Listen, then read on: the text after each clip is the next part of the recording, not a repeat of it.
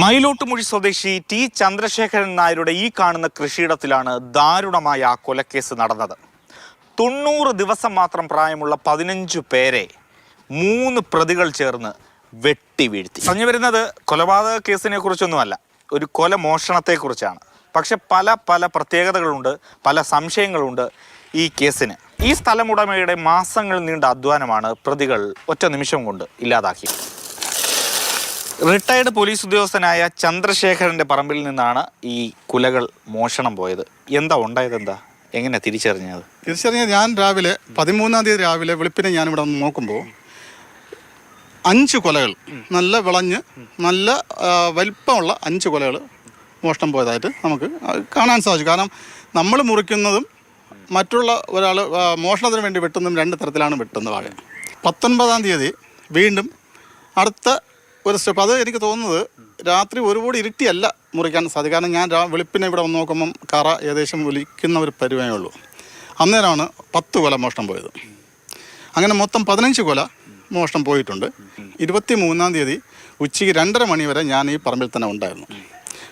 ഇന്നലെ ഉച്ചയ്ക്ക് ഈ 2:30-ക്ക് ശേഷം വീട്ടിൽ പോയി ഭക്ഷണം കഴിച്ചിട്ട് ഉടൻ തന്നെ ഞാൻ മടങ്ങി വരുമ്പോൾ 3 പയ്യന്മാർ എൻ്റെ പറമ്പിൻ്റെ മൂലയിലുണ്ടായിരുന്നു, തോട്ടിൻകരയിലുണ്ടായിരുന്നു. അതിൽ ഒരാൾ എന്നെ കണ്ടുകൊണ്ട് ഒരു കൊലയുമായിട്ട് മുന്നോട്ട് പോകുന്നത് എനിക്ക് ദൂരെ നിന്നാണ് ഞാൻ കാണുന്നത്. ഞാൻ ഉടൻ തന്നെ സ്പീഡിൽ നടന്ന് ഈ പയ്യന്മാർ നിൽക്കുന്നിടത്തേക്ക് വന്നു. അന്നേരം ഈ 2 പയ്യന്മാരും നല്ല ഫോൺ കമ്മ്യൂണിക്കേഷൻ കൊടുത്തതിന് ശേഷം വളരെ വേഗത്തിൽ ഓടിപ്പോകുന്ന അതാണ് ആ ഭാഗത്തൂടെയാണ് ഓടിപ്പോയത്. ഞാൻ ഇവരെ പിന്തുടർന്ന് കുറേ ഓടിയെങ്കിലും അവരോടൊപ്പം എനിക്ക് ഓടിയെത്താൻ സാധിച്ചില്ല. പിന്നെ തിരിച്ച് ഞാൻ റോഡിൽ കയറി എൻ്റെ വാഹനമെടുത്ത് ഞാൻ ഇവർ പോയ വഴിയെ പോയപ്പോൾ അവരെ എങ്ങും കാണാനുമില്ല. പക്ഷെ പലരും പറഞ്ഞു ഇതുപോലെ 3 പേര് ഒരു ആക്റ്റീവയിലാണ് വന്നതെന്നും 3 പേരിങ്ങനെ വളരെ വേഗത്തിൽ വണ്ടി ഓടിച്ച് പോകുന്നതിനും കാണാൻ പറ്റും. തിരികെ ഞാൻ വരുന്ന സമയത്ത് ഞാൻ സ്ഥലമെല്ലാം പരിശോധിച്ചപ്പോൾ എൻ്റെ വായിൽ നിന്നും മുറിച്ച കൊല തെങ്ങിൻ്റെ മൂട്ടിൽ ഇട്ടിട്ട് ഉപേക്ഷിച്ചിട്ട് അവർ പോയി. ഇനി എന്തെങ്കിലും നമ്മൾ എങ്ങനെയാണ് കള്ളന്മാരെ കൊടുക്കുന്നത്? കള്ളന്മാരെ കൊടുക്കാൻ ഞാനിപ്പോൾ രാത്രി മൊത്തം ഇവിടെ ഉറക്കം വെച്ചിരിക്കുന്നുണ്ട്. ഞാൻ ഏതെങ്കിലും രീതിയിൽ എനിക്ക് ആളെ മനസ്സിലാക്കാൻ സാധിക്കുമെന്നാണ് എൻ്റെ ബലമായ വിശ്വാസം. ചേട്ടൻ്റെ പറമ്പിൽ മാത്രമാണോ അതോ മറ്റു സ്ഥലങ്ങളിലൊക്കെ മോഷണം?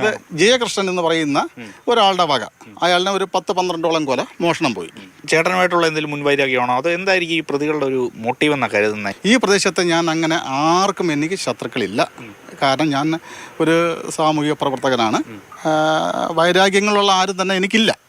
അതുകൊണ്ട് ഞാൻ അത്തരത്തിലൊന്നും ഞാൻ പോകുന്നില്ല. പക്ഷേ ഇത് ശരിക്കും പറഞ്ഞാൽ അവരുടെ ലക്ഷ്യമെന്ന് പറയുന്നത് പൈസ ഉണ്ടാക്കുക.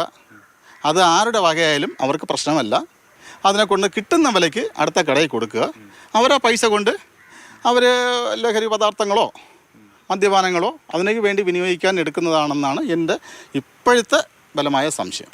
വാഴക്കുലകൾ മോഷ്ടിച്ചവരെ പറ്റി കൃത്യമായ സൂചനകൾ ഇദ്ദേഹത്തിന് ലഭിച്ചിട്ടുണ്ട്. ഒരു റിട്ടയർഡ് പോലീസ് ഉദ്യോഗസ്ഥൻ കൂടിയാണ്. എങ്ങനെ അന്വേഷിക്കണമെന്നും അറിയാം. അതുകൊണ്ട് കള്ളന്മാർ ജാഗ്രത.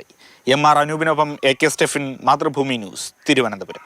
AK സ്റ്റെഫിൻ നമുക്കൊപ്പം ചേർന്നുണ്ട്. സ്റ്റെഫിൻ, ഞാൻ ആലോചിക്കായിരുന്നു എന്താ നമ്മുടെ തത്സമയം റിപ്പോർട്ടറിൽ ഒരു ക്രൈം വാർത്തയെന്ന്. സംഭവം കൊലപാതക വാർത്ത അല്ലെങ്കിലും വാഴക്കുല മോഷ്ടിച്ച കേസാണെങ്കിലും ഇതും ഒരു ഗൗരവമുള്ള കേസാണ്. ഇതിൽ ഏറ്റവും അതിശയം ഒരു റിട്ടയർഡ് പോലീസ് ഉദ്യോഗസ്ഥനെയാണ് ഇത്തരത്തിൽ കള്ളന്മാർ വലപ്പിക്കുന്നത് എന്നതാണ്.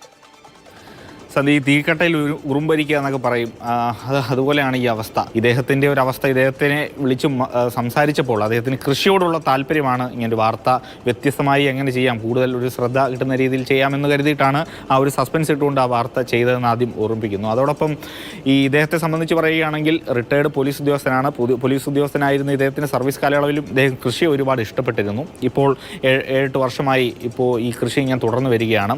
അപ്പോൾ പല ഘട്ടങ്ങളിലും ഇതിന് തൊട്ടടുത്ത പ്രദേശങ്ങളിലൊക്കെ ഇങ്ങനെ മോഷണം പോകാറുണ്ട്, വാഴക്കൊലകൾ മോഷണം പോകാറുണ്ട്. ഇദ്ദേഹത്തെ സംബന്ധിച്ചിടത്തോളം 15 കൊലയാണ് മോഷണം പോയത്. ഈ സംഭവത്തിൽ പ്രതികളെക്കുറിച്ച് ഒരു സൂചന ഇദ്ദേഹത്തിന് ലഭിച്ചിട്ടുണ്ട്. പക്ഷേ പോലീസാണ് കൃത്യമായി തെളിവ് ശേഖരിച്ചതിന് ശേഷം മാത്രമേ മറ്റ് നടപടികളിലേക്ക്, പരാതിയിലേക്കൊക്കെ പോകാൻ ഇദ്ദേഹം ഒരുക്കമുള്ളൂ എന്നുള്ളതാണ്. കാരണം ഇദ്ദേഹം അത്രയ്ക്ക് നല്ല രീതിയിലാണ് കൃഷി നോക്കിയിരുന്നത്. അതുകൊണ്ട് തന്നെ ഈ വാഴക്കൊല മോഷ്ടിച്ചത് അദ്ദേഹത്തിന് സഹിക്കുന്നതിനപ്പുറത്തേക്കാണ്. രാവും പകലും എടുത്തായാലും ഈ പ്രതികളെ പിടികൂടുക എന്നൊരു നിശ്ചയദാർഢ്യത്തോടു കൂടിയാണ് ചന്ദ്രശേഖരൻ ഇനി മുന്നോട്ട് പോകുന്നത്. ഏതായാലും യുവാക്കളാണ്, ഒരു ആക്റ്റീവ സ്കൂട്ടറിലെത്തിയവരാണ്, സമീപത്ത് തന്നെ ഉള്ള ആളുകളാണെന്നൊക്കെയുള്ള ചില സൂചനകളൊക്കെ ലഭിച്ചിട്ടുണ്ട്. ഏതായാലും പ്രതിയെ കിട്ടുമോ ഇല്ലയോ എന്നൊക്കെ നമുക്ക് വരും ദിവസങ്ങളിൽ നോക്കാം.